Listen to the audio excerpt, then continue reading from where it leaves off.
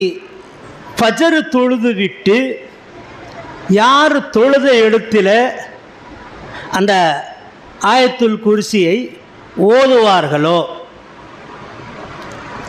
அவருக்கு லொஹர் வரை அல்லாஹுடைய பாதுகாப்பும் ஃபரிஷ்தாக்கள் அவரை சூழ்ந்து கொள்வார்கள். மலக்குமார்கள் இருக்காங்க இல்லையா, அவர்களை சூழ்ந்து கொள்வாங்க. யாரோ எவரோ அவரை எதையும் செய்துவிட முடியாது.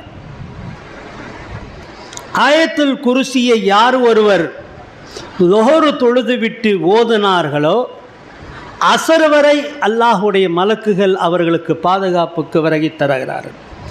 அசர் தொழுது விட்டு ஓதினார்களோ அவருக்கு மக்ரிப் வரை பாதுகாப்பு. மக்ரிப் தொழுதுட்டு ஓதினாரோ அவருக்கு இஷா வரை பாதுகாப்பு. யார் இஷாவிலே ஓதிட்டு படுக்கிறாரோ அவருக்கு பகல் காலை வருது வரை அவருக்கு பாதுகாப்பு. ஒருவர் ஆயத்துல் குர்சியை ஓதிவிட்டு தன்னுடைய சொத்தின் மீது அவருடைய பொருள் இஸ்ஸத் அவர் மரியாதைக்கு மீது ஊதிவிட்டு படுக்கிறார்களோ அவருடைய